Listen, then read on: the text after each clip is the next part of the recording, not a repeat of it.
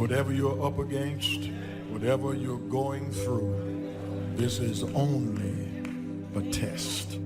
All of us this morning are either coming out of a test, headed towards a test, or we're being tested right now. But the good news is it's only a test. The progress is in the process. And if you don't do it, he can't bless it. You got to throw everything. The misnomer is you have grossly underestimated what it takes to succeed. Want to be a doctor? Work that thing. Time is short. What is your life? It's even a vapor that appeareth for a little time and then vanisheth away. The saddest thing I have ever seen is a wasted opportunity. I've seen people misunderstand the opportunity, pollute it with arrogance or self-aggrandizement, and lose the opportunity. You may not understand why it's taken so long, why it hasn't turned out the way you thought, why you're in a lonely season, but everything you've been through was to strengthen you, to develop you, to prepare you. God wouldn't have allowed it if it wasn't part of the process. Without it, you couldn't give birth to what's in you. Keep passing the test. Keep doing the right thing, then your time is coming. Your baby is on the way. What God promised, he will bring to pass. Listen to me. You have been given an opportunity. You have been given an opportunity of a lifetime. And if you think you're going to blow up, if you think you're going to get to the next level by luck, you got another thing coming. You're not going to go through life and get everything you want all the time.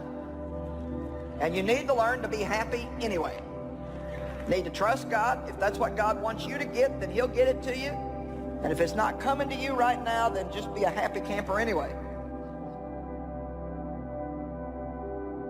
Opportunity comes in chaos.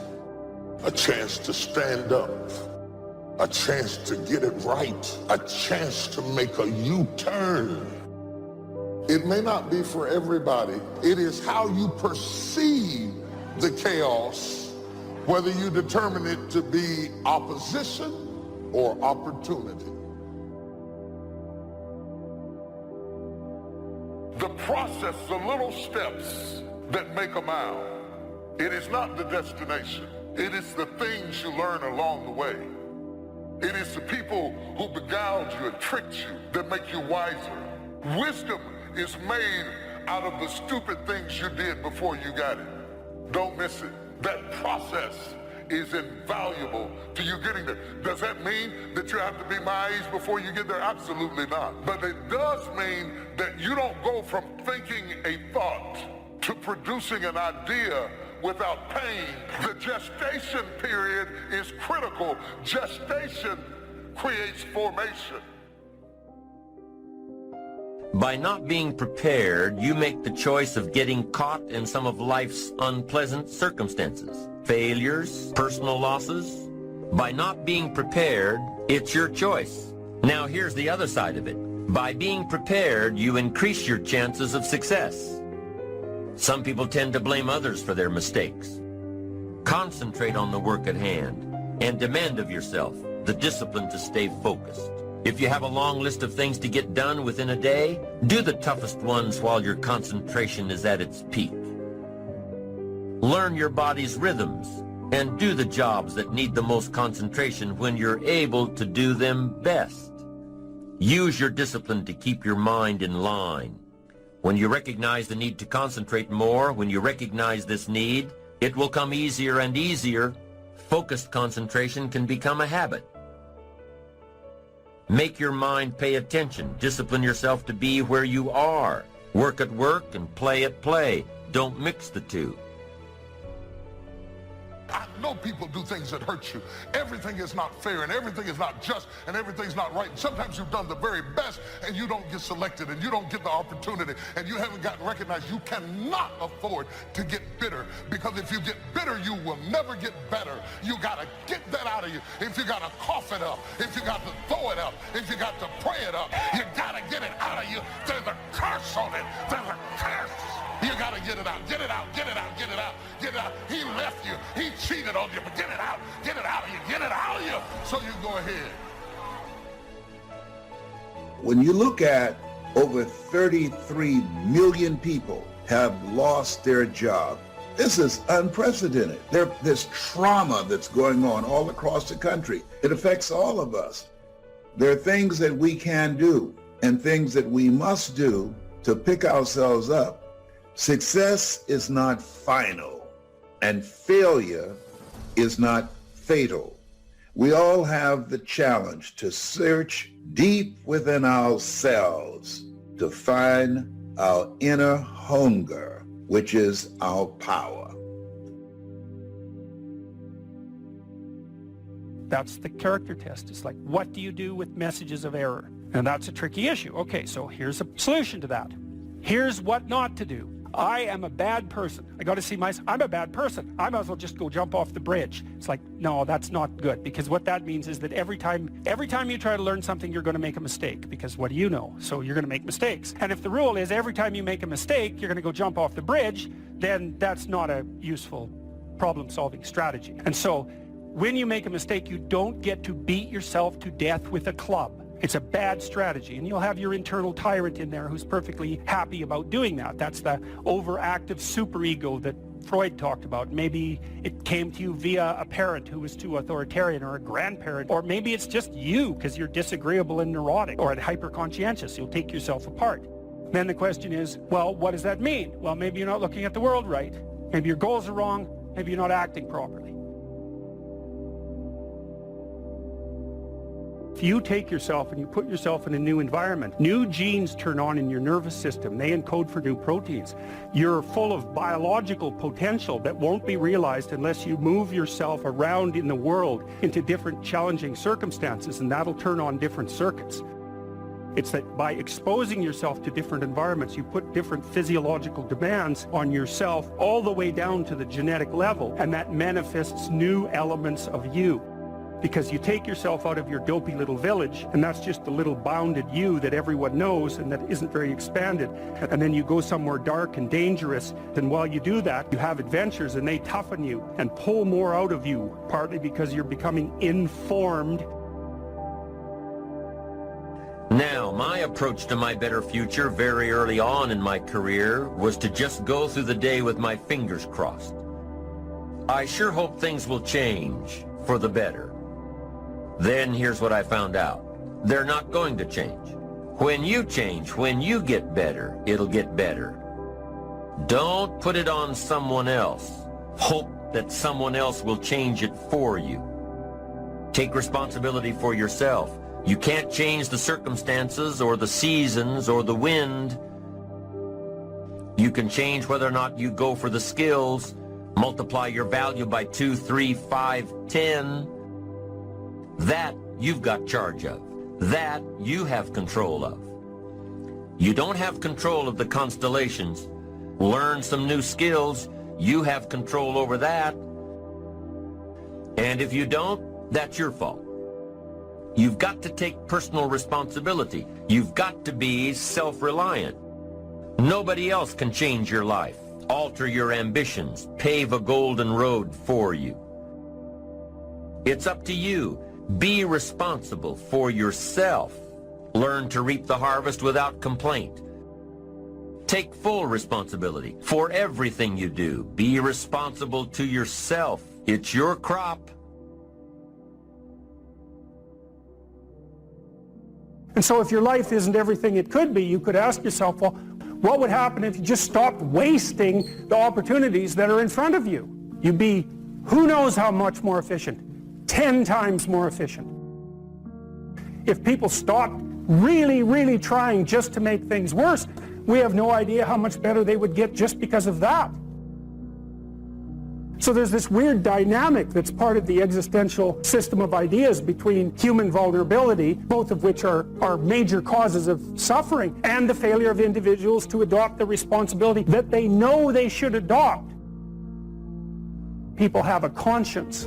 It's this feeling or voice you have in your head just before you do something that you know is stupid, telling you that probably you shouldn't do that stupid thing. But you go ahead and do it anyways, and then, of course, exactly what the conscience told you was going to happen inevitably happens, so that you feel even stupider about it than you would if it happened by accident. I knew this was going to happen, and I went and did it anyways. And the funny thing, too, is that that conscience operates within people, and we really don't understand what the hell that is.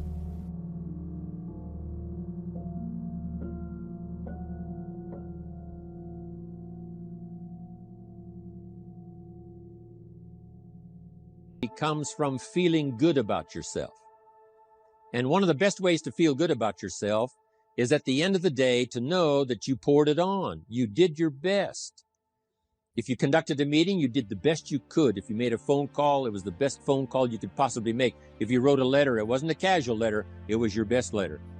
At the end of those kind of days, when you feel good about yourself, self-confidence starts to rise. You know that if you can have this kind of a good day, you can have another one the next day, and those days become the weeks become the months, and the month becomes a powerful year. Self-confidence comes from the lack of neglect. If you will not neglect to do the small daily disciplines, that's where self-confidence comes from. Part of good health is self-confidence. I know I'm going to be healthy. I eat the apple a day. I walk around the block. I do the jogging on the beach. At the end of the day, when you've really poured it on and you've done all the stuff, self-confidence grows. That self-confidence affects your health. It affects your future. It affects your psyche. So this is true. One of the great powers is self-confidence. Self-confidence means willingness to do whatever it takes to achieve. Some people say, well, I'll do it for a little while and see what happens. You know, I'll try a couple of things. If that doesn't work, I'm out of here. And all of us know that that kind of person doesn't have much of a future. But if you're willing to do whatever it takes, if I have to learn a couple of things, I will learn those things. If I got to learn 5 or 6 things, I'll learn all 6. If I have to take an extra class, I'll take an extra class. If I've got to read the books, I'll read the books.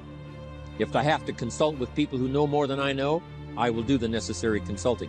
Whatever it takes, I will do. That starts to develop unbelievable self-confidence. Self-confidence also comes from the ability to rise above your circumstances, to rise above what happens, the petty little things, the discouraging things that would sink everyone else's ship except yours, that would cause someone else to quit early in the day, but you keep going. That kind of willingness to overcome all circumstances, whether it's the little challenges or the big challenges. If you're willing to do that, I promise you, this kind of power will work for you, and in you, the variable, it'll make a difference. The third on the list I had was enthusiasm. And here's what I wrote about enthusiasm. Enthusiasm that's powerful is mostly enthusiasm that is enthusiasm inside. 90%, 10% outside. We all know what the enthusiasm is like when somebody lets us see their enthusiasm, which is like the 90%, and only 10% of it is inside. But the enthusiasm that really affects people is not just being loud, but the enthusiasm that runs deep, the enthusiasm that comes from deep inside, created by self-confidence, created by purpose, created by genuine willingness to help other people. That kind of enthusiasm, knowing that you're going to get the job done, knowing you're going to affect people, knowing you're going to have testimonials flowing in from all kinds of directions. That kind of enthusiasm. A lot of it is quiet. A lot of it is unheard. And the 10% that's heard, it rings a bell. People call it genuine enthusiasm because they know that what you say in the outward display of your enthusiasm is only a small tip of the iceberg of the enthusiasm you feel inside that really motivates you to do the best job you can. Why is it that most people don't pursue their dreams or don't do better than what they're doing if they're capable of doing it? I think that many of us don't go the next step because we don't know what to do yet. And I say that the reason that we don't even explore the possibility of what to do is because subconsciously we don't believe that it can happen for us, and we don't believe that we deserve it. How much time do you spend working on you? How much time do you spend every day working on your dream? In the last 90 days, how many books have you read? Dr. Blanton, Smiley Blanton, who is a colleague of Dr. Norman Vincent Peale, what he said about fear. He said, fear is the most subtle and destructive of all human diseases. Ladies and gentlemen, fear kills dreams. Fear kills hope. Fear put people in the hospital. Fear can age you. Fear, ladies and gentlemen, can hold you back from doing something that you know within yourself that you're capable of doing, but it will paralyze you. And it seemed like you're in a hypnotic spell. And I ask you a question, what is the benefit? What's the benefit of allowing fear to hold you back? What's the benefit of giving up on yourself, of not stepping out on life and taking life on? What is the benefit for you? What's the plus in that? It's one of the things I had to ask myself. So I didn't want to make any mistakes. I wanted everybody to like me. I wanted to be perfect the first time I did something. It's not going to happen. You're going to make some mistakes. You're going to hurt some folks' feelings. You're going to create some enemies whenever you decide that you want to begin to take life on. You've got to ask yourself, how long am I going to allow this to hold me back? I like what Zig Ziglar says. He said, fear is false evidence appearing real. That is an illusion that we create in our mind. It is a state of mind that can be changed. So let's look at how we can begin to take some steps to restructure that fear, to begin to expand our visions of ourselves, to begin to increase our self-esteem. Webster said that self-esteem means confidence and satisfaction in one.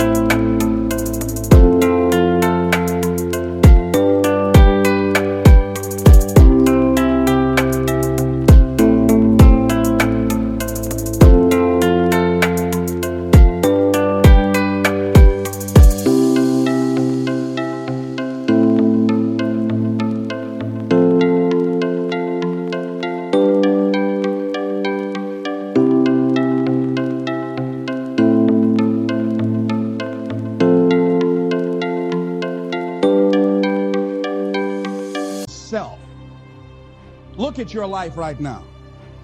Whatever you've done up to this point in time, your life is working. Whatever you have produced, it came out of you as a result of the kind of person that you have become. It's a result of your choices. It's a result of your consciousness. Now you have to ask yourself, are you satisfied with what you have produced? Is this what you want? Would you like for things to be better than this? Do you believe that you deserve better than this? Or are you content? This is it. You don't have to do anything else. That you've already resigned yourself in life and say, well, I'm happy. I'm not starving like the people in Calcutta. Are you allowing yourself to get off the hook like that? Or do you believe somewhere in the back of your mind or in your heart that there's some other great work for you to do? There's something else that life has for you. And that's why you're here. How do we handle this fear factor? How do we increase our self-esteem? You have to begin to fortify yourself. How do we do that? I believe that you have to begin to consciously monitor your inner conversation and start talking to yourself. Start building yourself up. Sometimes the only good things you will hear about you are the things that you say to you. Young lady that that was in the audience this afternoon said to me, I told myself yesterday for the first time, I'm proud of me. And she said, I felt good about that. So I'm saying learn to be your own booster. Start building yourself up. Start encouraging yourself. Start saying, I can do this. I can make this happen. When I started thinking about becoming a speaker, I said, yes, I can do this. I can make this happen. When I start trying to convince myself I can be a businessman after flopping and failing and losing thousands of dollars and feeling stupid and dumb and having people take advantage of me because of what I didn't know. I had to talk to myself because people were saying to me that I was dumb. And somewhere in the back of my mind, I was saying, you're right, look at what I've done. I had to say, no, Les. Hey, come on, man, get yourself together. You can handle this, you just haven't figured it out yet. It's all right, this is your training period. This is the tuition you have to pay for what you don't know. You can do this, other people have done it. It doesn't take an Einstein. Get you some people that can teach you some stuff that you don't know. Get you some people that have done it successfully and learn from them. Take some seminars, workshops, read some books on how to manage a business. Change the way you see yourself and begin to tend to the personal details. Understand that nobody's going to take care of your business better than you. And when I start changing that kind of mindset of beating myself up because of my mistakes and start looking at the possibility of my doing better, of my making the adjustment that would enable me to do what I want to do successfully, things begin to change. And I'm saying, stop beating up on yourself. You do it. I know you do it. I've done it. It's a natural inclination for us to put ourselves down. See, we are born negative, I think, in a negative consciousness because we live in a negative world. See, you don't have to teach children to lie. They'll lie automatically. Did you wet in your pants? No, I did not. Well, what is that? I don't know. You don't have to encourage kids to misbehave. They will do it by themselves. You don't have to encourage them to do the wrong thing. They will do it automatically. You have to correct their behavior. So I'm saying that we have to work through the challenges of life in learning how to begin to work to fortify ourselves. Begin to guard your mind against negative programming, like turn off the television. Don't watch the news. Don't watch it. I think that more people have a sense of hopelessness and anxiety about life. If you look at the news, you cannot feel good looking at the news. You'll be scared to death. You're scared to go to sleep. I mean, it turns your power down. You've got to be conscious of that. Don't pick up the newspaper and read it. No. Just try this. Just experiment with yourself. Now, if your job depends upon you knowing certain things, let somebody tell you just about those things. But start filtering the stuff you allow to come in your mind. You know that song you used to say, don't let nobody bring you no bad news. I tell my staff, look here, don't tell me any bad news while I'm on the road. Let me handle it tomorrow. I don't like anybody to tell me any bad news at night before I go to sleep. I can't do anything about it anyhow. Why let me go to sleep with that on my consciousness? No, and my staff, they know that. Say, let it wait till tomorrow. And I have a period of time. Tell me bad news between 10 o'clock and 12 noon. After I prayed and meditated and read my books, I'm fortified, I'm ready to handle it. I deal with it and I'm out of there and I'm going on to something else. So you've got to guard the kinds of things that you put in your mind. See, if you don't program your mind will be programmed because human beings are goal-oriented. That's why we die of broken hearts early. That's why we're running through life to early graves. We're going through life, ladies and gentlemen. And I think that Henry David Thoreau said that most men live in quiet desperation. Most of us go through life running scared. Larry DeAndre, who I think is going to be one of the greatest motivational speakers around today, told me a story, a true story of a friend of his, that every day when he came home from school, when he would get to a certain block in his neighborhood, there was a neighborhood dog that would chase him. And that dog would start after him barking. Boy, he would run, just running from that dog every day. Finally, he just got tired of that dog chasing him every day. He said, this dog come around here today, I'm going to take a brick or something and bust him in the head. So he was walking home that day, minding his own business. Sure enough, same area, there was that dog there. And the dog started barking, he started running, he saw a brick and he stopped and picked up the brick and turned around. And the dog got close to him, he realized the dog didn't have any teeth. He said he put the brick down and said, get on out my way. And ladies and gentlemen, all our lives, many of us go through life running from things that ain't got no teeth to do us any harm. Haven't you been afraid to do something and then after you did it, you say, whoa, if I'd known it was this easy, I would have done it before. Haven't you ever had that experience? Raise your hand. Absolutely. So we created...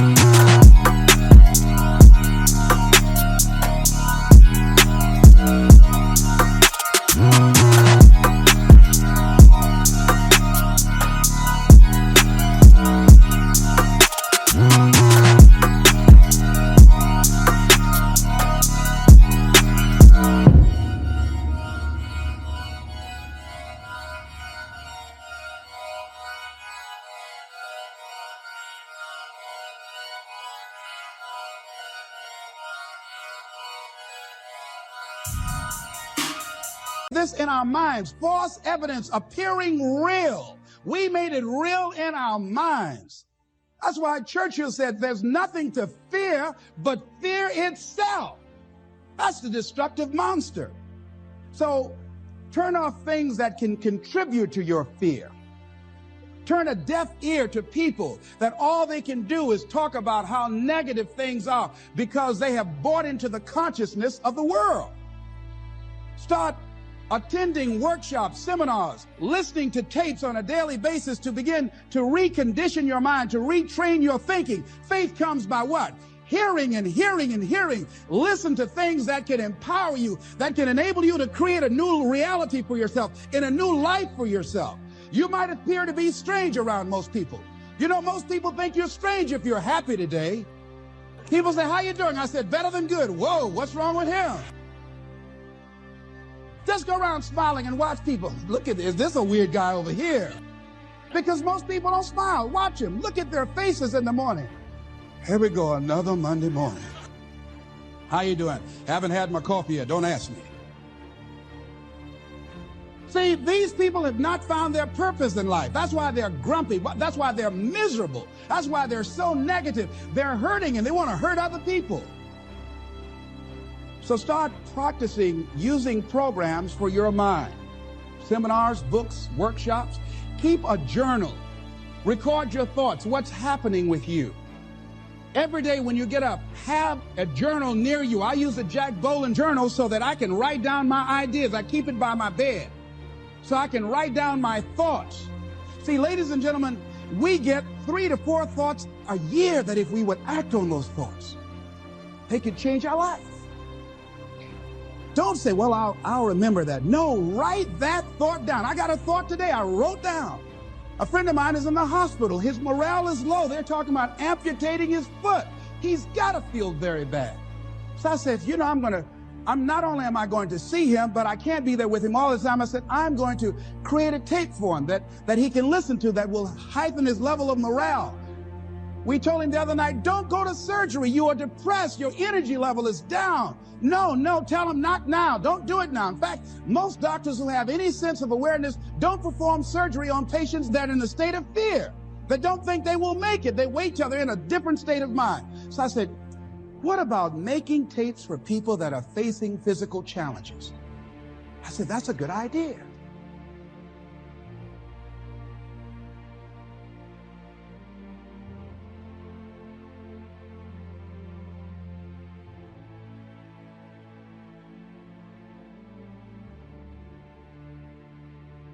Credit goes to our awesome patrons who make videos like this one possible. Consider joining them to support our work. You can also support us by subscribing to our channel and clicking the bell button to get notified when our new videos are released. And as always, thank you for watching.